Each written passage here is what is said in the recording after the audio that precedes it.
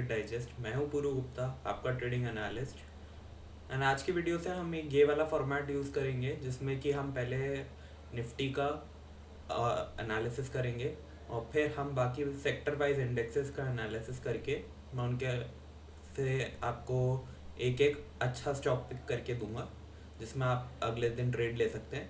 And जो पिछली video में मैंने आपको स्टॉक्स दिए थे उनका एनालिसिस हम आखिरी में इस वीडियो के आखिर में हम करेंगे। एंड वहाँ पर हम देखेंगे कि हमें क्या मुनाफा हुआ या हमें ट्रेड मिली कि नहीं मिली, कि हमें लॉस हुआ। जो भी है, जैसा भी होगा मैं आपको वहाँ पे वीडियो के एंड में अपडेट करूँगा। तो चलिए अभी शुरू करते हैं, इस वीडियो को आगे बढ़ाते हैं। निफ्टी में जैसा कि आप देख रहे हैं कि मैंने यहाँ पे आपके लिए सप्लाई और डिमांड मार्क करी हुई थी ऑलरेडी, बट मार्केट हमें जैसा लग रहा था कि कल गैप अप ओपन होगा, but market gap down open हुआ एंड करीब 1% गैप डाउन हुआ।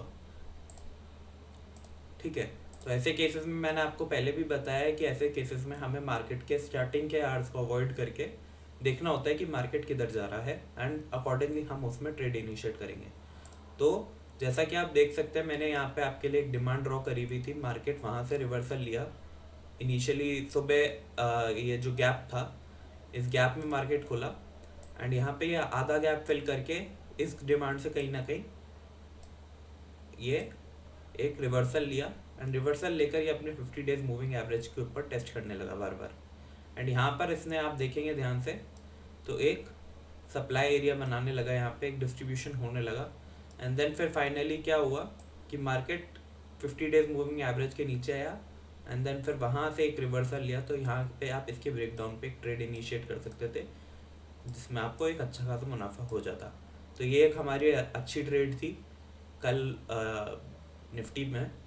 अभी आप देखेंगे तो निफ्टी आप SGX निफ्टी देखेंगे तो SGX निफ्टी करेंटली अराउंड अभी आपका 1% डाउन है, जहाँ पे हमारा लास्ट टाइम निफ्टी बंद हुआ था। और आप बाकी ग्लोबल मार्केट देखेंगे, S&P 500 देखेंगे तो करीब 3% के आसपास वो नीचे चल रहा है। तो अब कल क्या संभावना है कि मार्केट या तो गैप डाउन ही होगा, क्योंकि मार्केट ऑलरेडी इतना टूटा हुआ है। तो 3% गैप का मतलब और 1% यहाँ पर आपका SGX निफ्टी डाउन है, तो ये गैप इतनी आसानी से फिल नहीं होगा। ये जो आपका गैप आया है इसको फिल होने में टाइम लगेगा। हो सकता है कि कल गैप अप ओपनिंग हो जाए, बट हमारे मार्केट में तो गैप डाउन ओपनिंग होने की ही संभावना ज़्यादा है। तो चलिए आप यहाँ पे हम बैंक निफ्टी देख लेते हैं। तो बैंक निफ्टी में देखेंगे यहाँ पर मैं आपको उससे पहले निफ्टी में एक बार बता देता हूँ कि कल कहाँ ट्रेड ले सकते हैं। तो कल क्या मेरे को उम्मीद है कि मार्केट गैप डाउन खुलेगा ऐसे, एंड ये वाली जो आपकी डिमांड्स हैं ये टूट जाएंगी शायद। एंड देन मार्केट एक बार को नीचे की तरफ जाकर एंड फिर ये यहाँ पर एक रेंज बनाने की कोशिश करेगा, क्योंकि यहाँ पर आप जैसा कि देख सकते हैं कार्ली डिमांड जोन है। हो सकता है यहाँ पे कहीं विक बन जाए, ऐसे ही शार्प विक बन जाए। तो मैं आपको कहूँगा अगेन जैसा यहाँ पर हुआ बिल्कुल वैसा ही होने की संभावना है कि 50 डेज मूविंग एवरेज के पास वो आए अपने, एंड वहाँ से आपको कोई एक ट्रेड इनिशिएट करने का मौका मिल जाए। तो यहाँ पे आपको पेशेंट रहना पड़ेगा एंड देन अकॉर्डिंगली आप ट्रेड ले सकते हैं। तो चलिए अभी बैंक निफ्टी पे आ जाते हैं। बैंक निफ्टी में मैंने आपको बताया था कि यहाँ पर एक हमारे पास सप्लाई जोन है and again market gap down open हुआ था कल। तो यहाँ पर भी आप जैसा कि देख सकते हैं कि यहाँ पे एक सप्लाई बन गई थी और यहाँ पर आप एक ट्रेड इनिशिएट कर सकते थे एंड ये आपको प्रॉफिट दे जाती। अभी कल क्या हो सकता है मार्केट में, इसके वो हम भी एक बार देख लेते हैं। यहाँ पर जैसा कि आप देखेंगे मैंने पहले से ड्रॉ करके रखा है। कल संभावना क्या है कि मार्केट गैप डाउन ही खुले, तो क्योंकि निफ्टी गैप डाउन खुलेगा तो बैंक निफ्टी भी काफ़ी गैप डाउन खुल सकता है। And bank Nifty gap down खुलकर बेसिकली अपने वही आर्ली जो डिमांड जोन है उसी पे टेस्ट करेगा एंड कहीं ना कहीं यहाँ से एक रिवर्सल आपको देखने को मिलेगा एंड यहाँ पर हो सकता है ये एक रेंज फॉर्म करने लग जाए। ठीक है, तो यहाँ पर भी आपको मैं सजेस्ट वही करूँगा कि आप वेट करें कि 50 डेज मूविंग एवरेज के पास वो आ जाए, देन हम अकॉर्डिंगली ट्रेड इनिशिएट करेंगे। ठीक है, ऐसा भी हो सकता है कि कल SGX निफ्टी थोड़ा गैप अप ओपन हो जाए, उसके कारण हमारा मार्केट थोड़ा गैप डाउन ओपन हो पर रिकवर कर ले एंड फिर हम देखेंगे, कोशिश करेंगे अगर हमें अपसाइड मोमेंटम कैप्चर करना है तो जो हमारी सप्लाईज बनी हुई हैं पहले ये निकल जाए। यहाँ पर भी एक सप्लाई है, जैसा कि मैं आपको बोलता हूँ कि हमारे जो ओपनिंग हाई और ये लोज जो होते हैं ये भी एक सप्लाई और डिमांड की तरह काम करते हैं। तो यहाँ पर भी आप ध्यान रख सकते हैं। तो यहाँ पर अभी अकॉर्डिंगली आपको मैं बोलूँगा कि 50 डेज मूविंग एवरेज कहीं ऐसे आने लगेगा एंड आप ट्रेड इस तरीके से इनिशिएट कर पाएंगे। ठीक है, बैंक निफ्टी में मैंने कुछ स्टॉक्स देखे बट मेरे को एज सच कोई स्टॉक मिला नहीं। मोस्टली कल मेरे को उम्मीद है कि थोड़े वो रेंज बाउंड ही चलेंगे, आपको ट्रेड नहीं मिलेगी उनमें। अगर वो गैप डाउन ओपन होते हैं तो वहाँ पे आपको टाइम क्योंकि कम पड़ जाएगा तो शायद ट्रेड ना मिले इतनी। तो इसी समय हम मार्केट में लाइव एनालिसिस करेंगे। अगर स्टॉक मिलेगा तो मैं आपको टेलीग्राम या इंस्टाग्राम पे पोस्ट कर दूंगा। तो चलिए अभी मेटल इंडेक्स पे आ जाते हैं। मेटल इंडेक्स में आप देखेंगे तो मेटल इंडेक्स में बेसिकली वही हुआ, मार्केट गैप डाउन खोला बट आप देखेंगे यहाँ पे एक इंटरेस्टिंग चीज़ हुई, मार्केट इमीडिएटली ऊपर जाने लगा एंड अपनी सप्लाई से रिजेक्ट हुआ।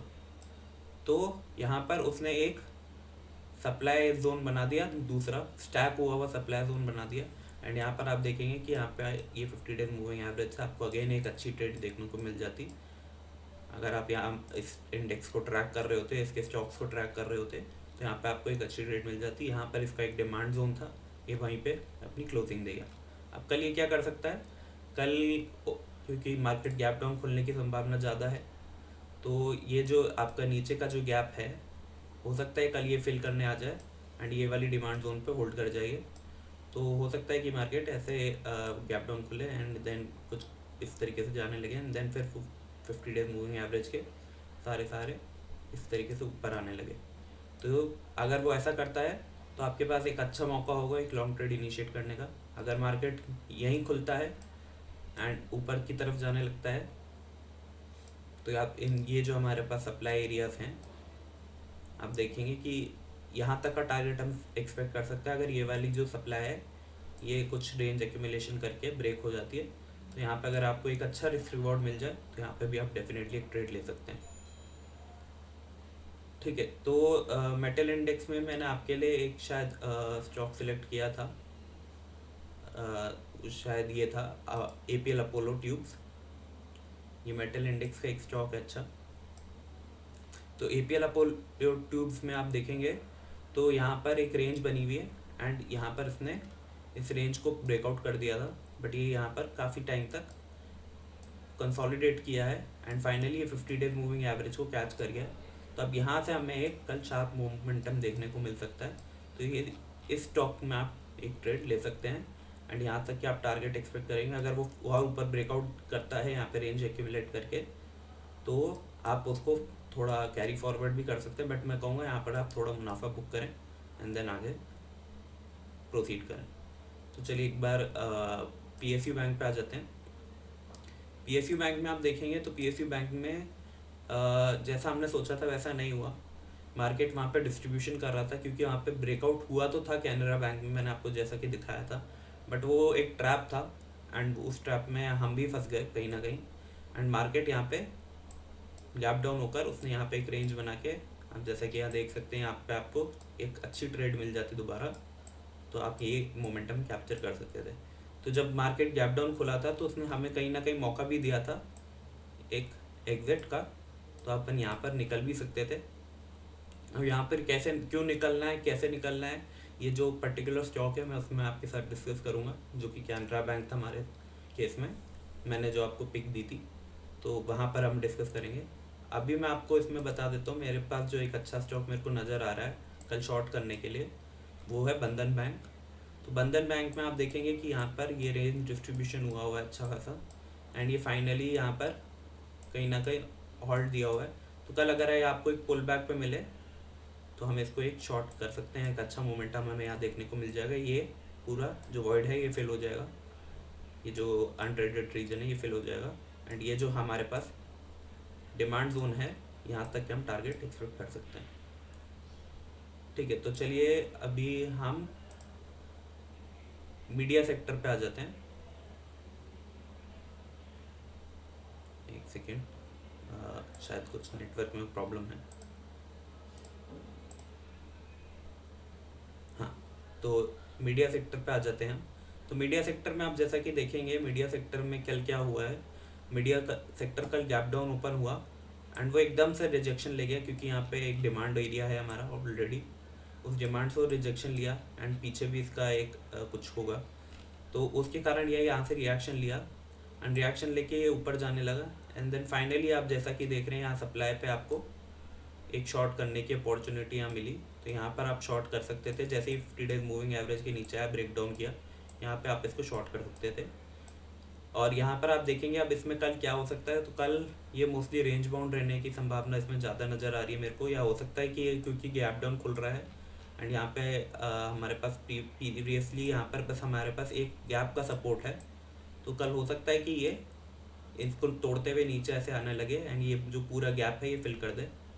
तो अकॉर्डिंगली आप यहाँ पर भी वेट करेंगे ट्रेड का मोमेंटम में। अगर आप घुसना चाहें तो आप 20 डेज मूविंग एवरेज को यूज़ करते हुए घुस सकते हैं, बट मैं कहूँगा कि आप 50 डेज मूविंग एवरेज ही यूज़ करें। 20 डेज मूविंग एवरेज यूज़ करने के लिए काफ़ी एक्सपीरियंस चाहिए होता है, तो अभी के लिए आप अवॉइड करें अगर आप बिगिनर है तो।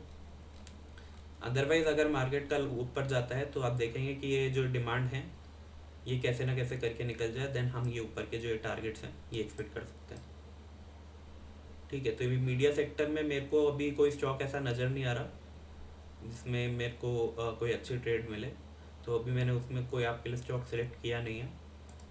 तो रियल्टी सेक्टर पे आ जाते हैं। अभी रियल्टी सेक्टर में आप देखेंगे कि रियल्टी सेक्टर भी गैप डाउन ओपन हुआ था, बट जैसा कि हम यहाँ देख पा रहे हैं अच्छे से कि रियल्टी सेक्टर में क्या हुआ कि ये गैप डाउन तो ओपन हुआ बट ये एक रिवर्सल दिया एंड देन फिर नीचे आया। यहाँ पर एक डिमांड थी, इस डिमांड से रिवर्सल लिया, फिर ऊपर सप्लाई थी, वहाँ से रिवर्सल लिया एंड फाइनली हमें यहाँ पे एक अच्छी ट्रेड मिल गई। जैसा हर सेक्टर में हुआ है वैसे यहाँ पर भी हुआ है, यहाँ पे एक अच्छी ट्रेड हमें मिल गई थी। तो यहाँ पर एक अच्छी ट्रेड आप जो लास्ट आपका डिमांड जोन है वहाँ तक का आप टारगेट रख के यहाँ पे एक अच्छी ट्रेड ले सकते थे। तो यहाँ पर मैंने आपके लिए स्टॉक सिलेक्ट किया गोदरेज प्रॉपर्टीज़। ये स्टॉक हमने उसमें भी सिलेक्ट किया था आपके कल के एनालिसिस में। तो कल के एनालिसिस का तो डिस्कशन मैं एंड में करूँगा, बट अभी मैं आपको यहाँ पर बता देता हूँ कल क्या इसमें पॉसिबिलिटी दिख रही है मेरे को। अगर आपको ये पुल बैक में मिल जाए इस तरीके से, क्योंकि यहाँ पे हमारी एक सप्लाई है, तो अगर ये मार्केट में यहाँ पर आपको कहीं मिलता है तो आप इसको एक शॉर्ट कर सकते हैं अगर यहाँ पे एक अच्छा ब्रेकडाउन मिलने की संभावना आपको दिखे एंड यहाँ तक की जो डिमांड जोन है यहाँ तक कि आप टारगेट एक्सपेक्ट कर सकते हैं आराम से। चलिए अभी फाइनेंस सेक्टर पे आ जाते हैं। फाइनेंस सेक्टर में आप देखेंगे फाइनेंस सेक्टर में भी सेम ही चीज़ हुई जैसा बैंक निफ्टी में हुआ था।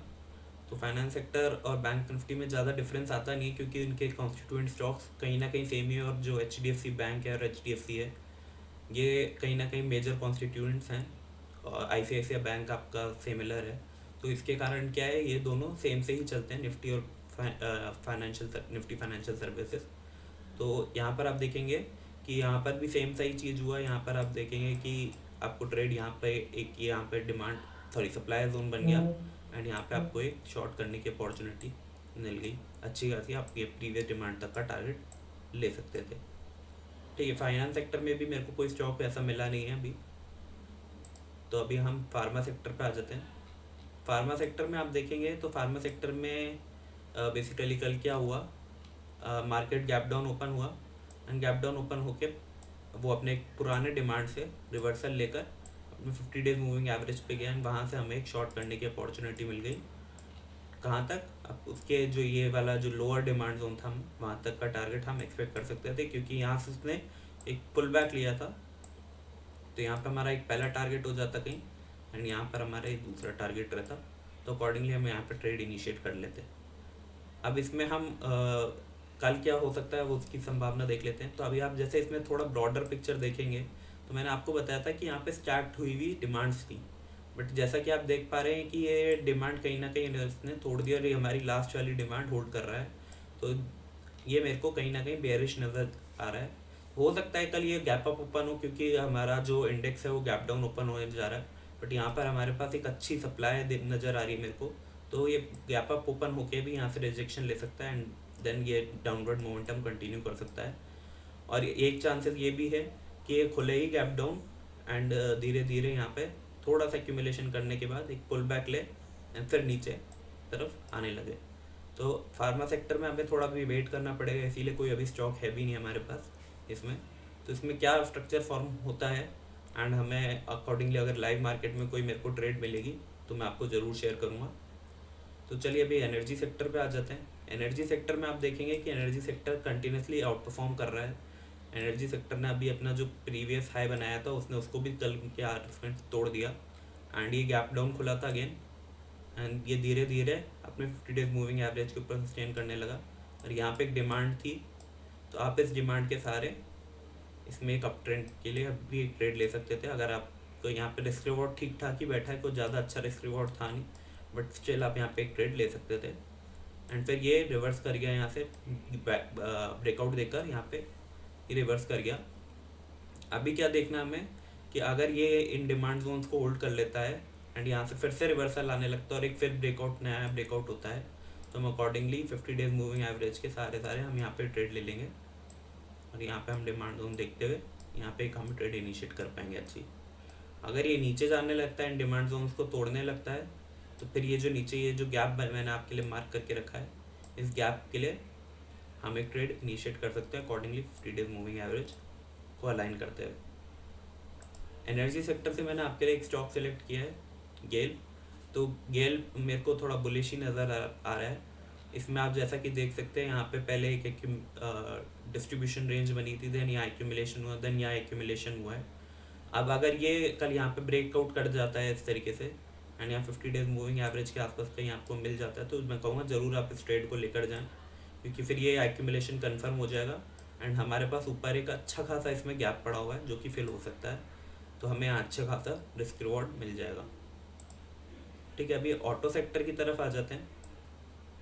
ऑटो सेक्टर में आप देखेंगे कि कल क्या हुआ, auto sector gap down open हुआ, अपनी डिमांड से उसने रिजेक्शन लिया एंड वो अपना हाई टेस्ट करने गया। हाई टेस्ट करके वो फाइनली अपने 50 डेज मूविंग एवरेज के नीचे आके बंद हो गया। तो अभी के लिए कल क्योंकि मार्केट सेंटीमेंट ख़राब है, तो हो सकता है गैप डाउन खुल जाए यहाँ पे अपने प्रीवियस डिमांड पे, या तो इस वाले पे या इस वाले पे कहीं सपोर्ट लेकर ऊपर जाने लगे। अगर वो इस वाले डिमांड जोन पे सपोर्ट लेकर ऊपर जाने लगे तो आप देखेंगे कि 50 डेज मूविंग एवरेज पे हो सकता है आपको एक ट्रेड मिल जाए एंड आप ये जो गैप है, ये जो अनट्रेडेड रीजन है, ये आप ट्रेड कर पाएंगे। तो वहाँ तक के लिए टारगेट्स के लिए आप शॉर्ट कर सकते हैं। अगर ये ऊपर की तरफ ब्रेकआउट करने की कोशिश करता है, कंसोलिडेशन करता है, वॉल्यूम कंट्रैक्शन करके ऊपर की तरफ ब्रेकआउट देता है, तो हम ये ऊपर की ट्रेड भी ले सकते हैं यहाँ पर। इसमें मैंने आपके लिए स्टॉक सेलेक्ट किया मारुति। मारुति थोड़ा मेरे को बेयरिश लग रहा है, तो मारुति में आप देखेंगे 50 डेज मूविंग एवरेज के नीचे क्लोज किया हुआ है। यहाँ पे हमारा डिमांड जोन है, तो अगर कल ये आपको पुल बैक पे मिले मॉर्निंग आवर्स में, तो आप यहाँ पे इसको शॉर्ट कर सकते हैं 50 डेज मूविंग एवरेज के ब्रेक डाउन पे इस तरीके से, एंड आपको एक अच्छा टारगेट मिल जाएगा यहाँ तक का एक अच्छे रिस्क रिवॉर्ड के साथ। ठीक है, अभी FMCG सेक्टर पे आ जाते हैं। FMCG सेक्टर आप देखेंगे तो FMCG सेक्टर में भी सेम सही चीज़ हुआ कि यहाँ पे डिमांड पे खुल सपोर्ट लेकर अपने ऑल टाइम हाई जो प्रीवियस डे का हाई था वो टेस्ट करने गया एंड वहाँ से एक रिवर्सल ले गया एंड फिर यहाँ पे इसने एक हमें ट्रेड की अपॉर्चुनिटी दी भी, तो यहाँ पे आप एक ट्रेड ले सकते थे एंड देन फिर यहाँ से फाइनली ये अब कल क्या हो सकता है कि 50 डेज मूविंग एवरेज के नीचे अगर ये खुले ही गैप डाउन और इन डिमांड जोन्स के नीचे खुले तो ये जो एरिया है ये हम टारगेट कर सकते हैं। अदरवाइज़ क्या होगा कि अगर ये ऊपर की तरफ जाने लगता है इन डिमांड जोन से सपोर्ट लेकर या गैप अप ओपन होता है, तो हम देखेंगे कि ये वाले जो डिमांड हैं ये निकल जाएँ, यही अगर मान लीजिए ये वाला जो डिमांड है ये अगर निकल जाता है कंसोलिडेशन करके, वॉल्यूम कंट्रैक्शन करके, तो हम यहाँ के लॉन्ग ट्रेड इनिशिएट कर सकते हैं। यहाँ तक हमारा पहला टारगेट होगा, फिर उसके ऊपर हमारे नेक्स्ट टारगेट्स होंगे अकॉर्डिंगली, और स्टॉप लॉस हमारा कहीं जो स्विंग लो बना होगा वहाँ पर रहेगा। तो इसमें मैंने आपके लिए स्टॉक सेलेक्ट किया ITC का स्ट्रक्चर मेरे को थोड़ा अच्छा लग रहा है और ये बुलिश है काफ़ी। तो ITC में आप देखेंगे कि ITC में सिमिलर काइंड ऑफ थिंग बनी हुई है एंड यहाँ पर अगर ये इस तरीके से करके ये आपका जो सप्लाई एरिया है इसको तोड़ देता है, तो हम यहाँ तक के टारगेट्स की पहला टारगेट हमारे ये रहेगा। फिर उसके ऊपर हम अगर वो और मोमेंटम करता है थोड़ा कंसोलिडेशन करके, तो हमारा नेक्स्ट टारगेट्स यहाँ कहीं रहेंगे, फिर यहाँ कहीं रहेंगे। तो ये एक अच्छा स्टॉक है जो कि कल शायद मोमेंटम कर सकता है, तो अकॉर्डिंगली आप इसको भी अपनी वॉच लिस्ट पे रखें। चलिए अभी IT सेक्टर पे आ जाते हैं। IT सेक्टर में आप देखेंगे तो IT सेक्टर में मार्केट गैप डाउन तो ओपन हुआ, बट सुबह के मॉर्निंग आवर्स में एक बहुत स्ट्रॉन्ग अप मूव आया, क्योंकि ये भी एक कॉन्ट्रा सेक्टर होता है। तो यहाँ पे डिफेंसिव सेक्टर में एक अच्छा मूव आ जाता है कई बार जब मार्केट वीक होता है। तो सेम थिंग यहाँ पर हुई और यहाँ पे एक अच्छा मूव आया एंड फिर ये इस अच्छे मूव में क्या हुआ, ये भी अपने 50 डेज मूविंग एवरेज के नीचे गया एंड यहाँ पर आप इसकी एक शॉर्ट ट्रेड इनिशिएट कर सकते थे एंड यहाँ पे एक ठीक ठाक आपको रिस्क रिवॉर्ड मिल जाता। अभी कल क्या ये कर सकता है, कल ये क्या कर सकता है, तो यहाँ पर देखेंगे कि आप ये हमारे पास जो है एक डिमांड जोन है। अगर मार्केट खुलता ही इनके नीचे है तो हम ये वाले जो एरियाज है, ये जो अनट्रेडेड एरिया है, इसको हम टारगेट कर सकते हैं। यहाँ पर हम शॉर्ट इनिशिएट कर सकते हैं अगर ये इस तरीके पहले थोड़ा गैप डाउन खुल के यानी यहाँ पे थोड़ा ये ऐसे करने लगे, फिर नीचे ब्रेक डाउन देने लगे 50 डेज मूविंग एवरेज के सारे, तो हम यहाँ पे एक ट्रेड इनिशिएट कर सकते हैं यहाँ तक कि। अदरवाइज़ अगर ये ऊपर खुलता है तो हमारे पास काफ़ी सारे डिमांड्स हैं, तो हम वेट करेंगे कि वो डिमांड निकल जाए एंड देन फिर हमारा जब ये लेवल आने लगे तब हम एक लॉन्ग ट्रेड इनिशिएट कर सकते हैं एक ठीक ठाक रिस्क रिवॉर्ड रेशियो देखकर। तो इसमें भी अगर मेरे को कोई आपको ट्रेड मिलेगी तो मैं आपको लाइव मार्केट में बताऊंगा। बट मैंने इसमें एक स्टॉक भी सिलेक्ट किया है, TCS है। TCS में आप देखेंगे कि TCS अभी अपने इस तरीके से इस पैटर्न में खड़ा हुआ है। तो अगर TCS हमें यहाँ पर कहीं मिलता है ओपनिंग में और यहाँ से पुल बैक लेने लगता है, यहाँ पे ब्रेकआउट देने लगता है, तो हम यहाँ पे ट्रेड इनिशिएट कर देंगे। हमारे टारगेट्स अभी पहला टारगेट हमारा ये होगा, हमारा स्टॉप लॉस कहीं ये होगा। फिर हमारे जो नेक्स्ट टारगेट्स होंगे वो थोड़ा हो सकता है हमें कंसोलिडेशन करके मिले, तो यहाँ पे कंसोलिडेशन करके हो सकता है कि ऊपर की तरफ ब्रेकआउट करने लगे। तो हमारा नेक्स्ट टारगेट यहाँ कहीं होगा। सॉरी ये थोड़ा टेढ़ा बन गया है, हमारा नेक्स्ट टारगेट यहाँ कहीं होगा। ठीक है, तो ये तो थे आज के आपके सेक्टर के इंडेक्सेस और उनके स्टॉक्स जो मैंने आपके लिए एनालाइज करके बता दिया आपको।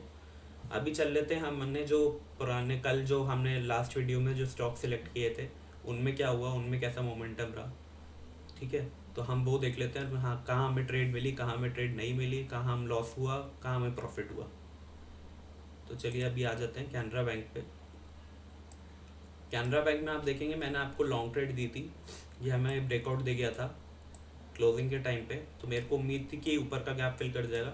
बट यहाँ पर क्या हुआ, मार्केट गैप डाउन खुलने के कारण कैनरा बैंक भी नीचे की तरफ खुला कहीं ना कहीं एंड फिर इसने हमें कहीं ना कहीं ये देखिए मौका दिया इसने हमें अच्छा खासा, हमें कम लॉस पे निकलने का, क्योंकि ये पुल बैक लिया। गैप डाउन ओपन होने के बाद आपको एकदम से ट्रेड नहीं निकालनी होती है, थोड़ा मौका देना होता है।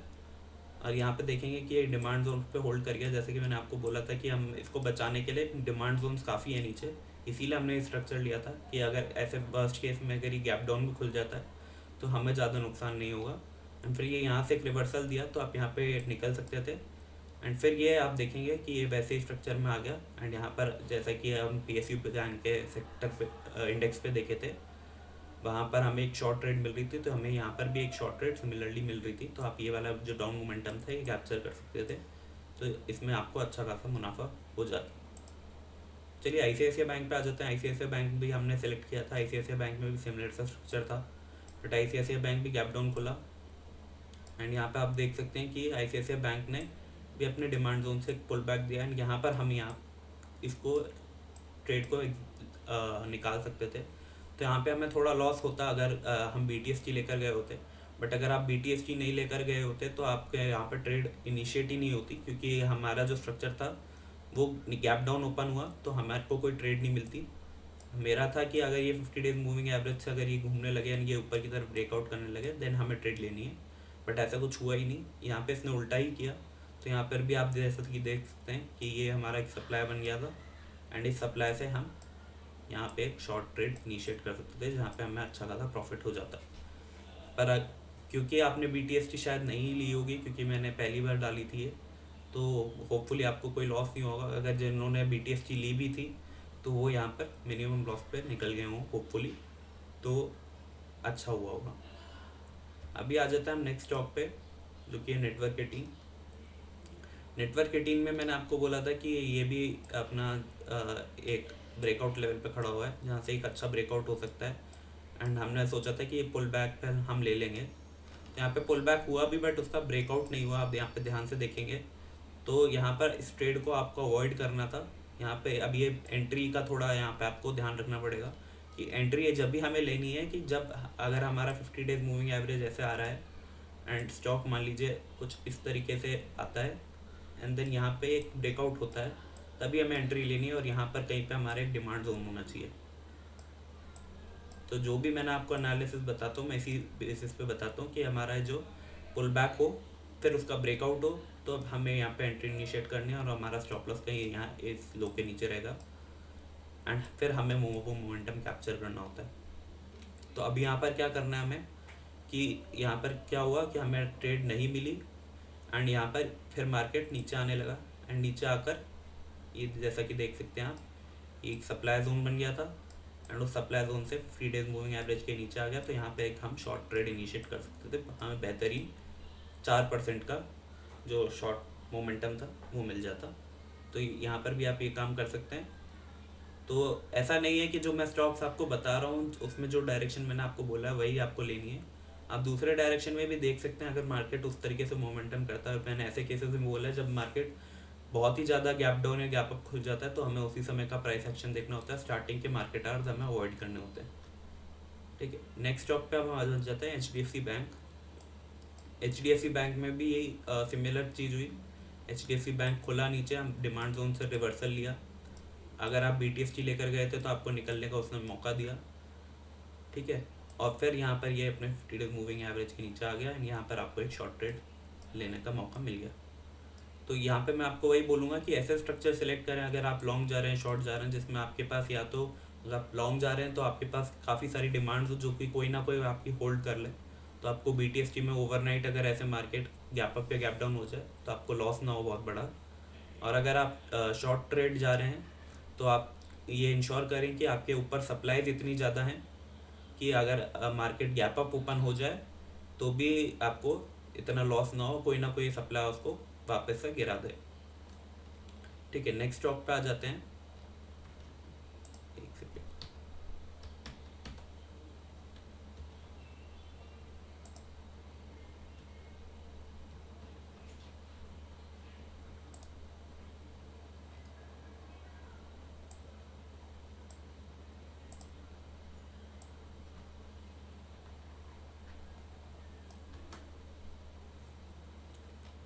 अगला स्टॉक था हमारा औरोबिंदो फार्मा। औरोबिंदो फार्मा में आप देखेंगे कि औरोबिंदो फार्मा में भी हमें एंट्री नहीं मिली कहीं ना कहीं और मार्केट नीचे आ गया एंड मार्केट नीचे आया तो फिर अब यहाँ पर आप देख सकते हैं कि हमें यहाँ पे एक लॉन्ग ट्रेड इनिशिएट करने का मौका मिला था। यहाँ पे आप एक अच्छा मोमेंटम कैप्चर कर सकते थे एंड अभी मार्केट फिर उसके बाद वहाँ से रिवर्सल ले गया एंड रिवर्सल लेकर वो नीचे आ गया। तो यहाँ पर आप देखेंगे कि ये सप्लाई थी जिसके कारण वो रिवर्सल ले गया। नेक्स्ट था टाटा पावर। टाटा पावर में भी सेम चीज़ हुआ है कि मार्केट गैप डाउन खुला था तो अब में कोई सच ट्रेड नहीं मिली, बट यहाँ पर आप देखेंगे तो हमें यहाँ पे इंस्टेंटली शॉर्ट ट्रेड हमें मिल गई और यहाँ पर मार्केट फिर से नीचे गया तो हम यहाँ पे एक शॉर्ट ट्रेड इनिशिएट कर सकते थे एंड ये वाला जो गैप था ये फिल हो गया। नेक्स्ट हमारा बालकृष्ण इंडस्ट्री था। ये ऑटो सेक्टर का एक हमने स्टॉक सेलेक्ट किया था। तो इसमें मैंने आपको बोला था कि इसमें टारगेट ऑलरेडी आ गया है तो इसमें आपको एंट्री नहीं लेनी थी, बट अगर आप फिर भी लेते तो यहाँ पर देखते हैं कि आपको शॉर्ट एंट्री लेनी थी और शॉर्ट एंट्री के लिए भी यहाँ पे अच्छे से वो स्ट्रक्चर नहीं बना है क्योंकि आप जैसा कि यहाँ देख सकते हैं कि यहाँ पर जो आपकी सप्लाई थी वो काफ़ी ऊपर रह जा रही थी और 50 डेज मूविंग एवरेज इसके नीचे रह रहा था हर बार। तो ये एक रेंज बाउंड मार्केट की संभावना बताता है, वैसा ही मार्केट रहा इसमें। मतलब जो बालकृष्ण इंडस्ट्री का जो स्टॉक था वो पर्टिकुलरली रेंज बाउंड रहा जहाँ पे कि वो 50 डेज मूविंग एवरेज को ऊपर नीचे बराबर काटता रहा। तो एक चीज़ मैं आपको यहाँ पे बता देता हूँ, एक इंसाइट दे देता हूँ मैं आपको यहाँ पे कि अगर मार्केट ट्रेंड में चल रहा है तो मार्केट क्या क्या कोशिश करेगा कि वो अपने 50 डेज मूविंग एवरेज के सारे ऐसे ऊपर जाता रहे। बट अगर मान लीजिए मार्केट रेंज में चल रहा है तो अपने 50 डेज मूविंग एवरेज को ऐसे ऊपर नीचे काटेगा बार बार। ठीक है, तो यहाँ पे जैसा कि देख सकते हैं कि यहाँ पर ये मार्केट ट्रेंड में था तो अपने 50 डेज मूविंग एवरेज से रिवर्सल लेता रहा एंड ये ऊपर जाता रहा। यहाँ पर ये एक रेंज में था तो ये अपने 50 डेज मूविंग एवरेज को बार ऊपर नीचे काटता रहा। ठीक है, तो ये एक चीज़ आपको ध्यान रखनी है। ये एक अच्छी मैंने आपको वैल्यूएबल इंसाइट बताई है। मैं कभी लर्निंग वीडियो में अलग से इसको और एक्सप्लेन करूँगा, बट अभी के लिए आप ये चीज़ ध्यान रख सकते हैं। नेक्स्ट स्टॉक पे हम आ जाते हैं हिंदुस्तान यूनिलीवर। हमने स्टॉक सेलेक्ट किया था। हिंदुस्तान यूनिलीवर में भी हमें एंट्री नहीं मिली क्योंकि ब्रेकआउट हुआ नहीं। अगर कोई BTST लेकर गया था तो वो यहाँ निकल सकता था एक पुल बैक पे, क्योंकि मैंने आपको जैसा कि बोला था ये डिमांड जोन से रिवर्सल ले जाते हैं एंड वहीं पे आपको निकलना होता है। ऐसा नहीं होता कि मार्केट खुलते ही एकदम से बिल्कुल क्रैश हो गया। अगर वो वैसा हो रहा है तो उसमें आपको मैं बोल देता हूँ कि अगर ऐसा करता है मार्केट तो कभी ना कभी वो ऊपर आएगा और वो उस अनट्रेडेड एरिया जो आपका नीचे ये आपके फॉल में आया है वो उसको ट्रेड करेगा एंड वी शेप रिकवरी आपको ऐसी देखने को मिलेगी कहीं ना कहीं। तो आपको वहाँ पे पेशेंट रहना। और जो स्टॉक्स मैं सेलेक्ट करके दे रहा हूँ वो स्टॉक्स ब्लू चिप कंपनी के स्टॉक्स हैं, तो यहाँ पर हमें इतने बड़े बड़े लॉसेस नहीं होंगे, क्योंकि ये स्टॉक ऐसे नहीं है जिनमें हमें एक बार में 20 या 25% का हमें लॉस दिखने लगे स्क्रीन पे। स्मॉल कैप स्टॉक्स नहीं है ये, अच्छे आपके इंडेक्स के स्टॉक्स हैं, तो वहाँ पर आप अकॉर्डिंगली ट्रेड लेंगे भी तो आपको इतना लॉस नहीं होगा। आपको वहाँ पे पेशेंट बने रहना है एंड वहाँ पे अगर ऐसा हो जाता है किसी दिन, क्योंकि मार्केट बहुत ज़्यादा गैप डाउन कभी कभी खुलेगा बट आपको ज़्यादातर आपको प्रॉफिट ही होगा, क्योंकि मार्केट नॉर्मली फ्लैट ओपन होता है या थोड़ा सा हल्का ऊपर नीचे गैप अप गैप डाउन हो जाता है 0.23% जैसे आपको गैप अप या गैप डाउन हो जाता है। उसमें हम यहाँ पे अगर ये वाली डिमांड भी आपकी होल्ड कर जाती हैं, बट यहाँ पे ये वाली डिमांड होल्ड करी क्योंकि मार्केट काफ़ी गैप डाउन खुला था। तो आप देख रहे हैं कि अगर मार्केट इतना गैप डाउन भी खुलने के बाद ये यहाँ से रिवर्सल लेकर आपको एक अच्छा एग्जिट दे रहा है मौका, तो आप सोच सकते हैं कि BTST भी आप अच्छे से कर सकते हैं अगर आप मेरे स्टॉक्स में करना चाहें तो।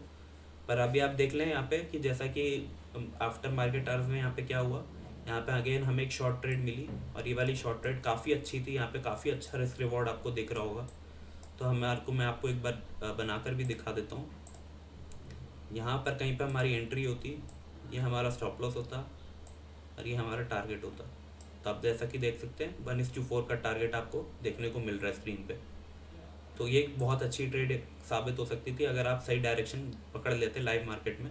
ये ट्रेड में मैंने भी एंट्री ले रखी थी, बट ये जब गैप डाउन ओपन हुआ तो मेरे को मैंने यहाँ पे लॉस बुक किया अपना थोड़ा सा, और फिर मैंने दोबारा री एंट्री ली और मैंने ये जो आपका 1:4 का जो मोमेंटम आया ये मैंने पूरा कैप्चर किया है। तो यहाँ पर आप देख सकते हैं कि यहाँ पर भी डिमांड जोन्स थे कुछ, तो उन डिमांड जोन पे थोड़ी देर वो हॉल्ट किया एंड 20 डेज मूविंग एवरेज के सारे मैं उसको ट्रेल करता चला गया एंड वो मेरा कभी स्टॉप लॉस हिट ही नहीं किया एंड मैं थोड़ी क्वांटिटी यहाँ पे बुक करता चला गया, जिससे कि मेरे को एक अच्छा प्रॉफिट हो गया। नेक्स्ट स्टॉक था माइंडट्री। तो माइंडट्री एक ब्लॉकबस्टर स्टॉक हमने जो सेलेक्ट किया था, ये काफ़ी अच्छा साबित हुआ। माइंडट्री में आप देख सकते हैं कि यहाँ पे एक मैंने आपको बोला था कि यहाँ पे एक रेंज एक्यूमुलेशन हो रहा है, यहाँ पे वॉल्यूम कॉन्ट्रैक्शन हो रहा है। तो मार्केट खुला तो गैप डाउन प्रेशर के कारण, बट यहाँ से डिमांड से आप जैसा कि देख सकते हैं कि ये एकदम से ऊपर जाने लगा और ये सुबह मॉर्निंग आवर्स में ही करीब 3 से 4% का, रफली 3% का जो था ये मोमेंटम दे गया एंड 3% के आसपास ऊपर चल रहा था सुबह मॉर्निंग आवर्स में।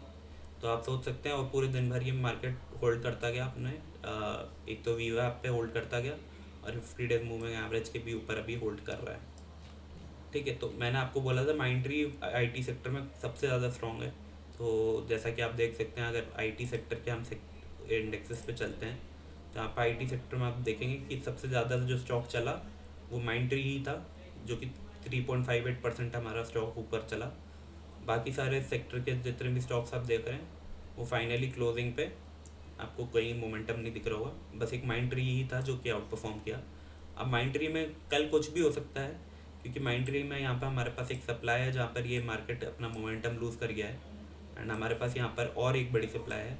तो यहाँ पर हो सकता है या तो ये रेंज बाउंड चला जाए एंड फिर ये ऊपर जाने की कोशिश करे, या हो सकता है कि कल गैप डाउन ही खुले एंड ये मोमेंटम पूरा ऐसे नीचे की तरफ दिखाने लगे, यहाँ पे डिमांड जोन पे आकर होल्ड करने लगे। तो अकॉर्डिंगली हम देखेंगे कि क्या होता है इसमें। तो आज के लिए यही था जो मैंने आपके लिए सिलेक्ट किया है, और ये मैंने आपको प्रीवियस स्टॉक्स के एनालिसिस भी बता दिए। ठीक है, तो होपफुली आपको वीडियो पसंद आई होगी। लाइक शेयर और सब्सक्राइब जरूर करें मार्केट डाइजेस्ट को, और हमारे साथ जुड़े रहने के लिए धन्यवाद। आज के लिए इतना ही, मिलते हैं नेक्स्ट वीडियो में। Thank you.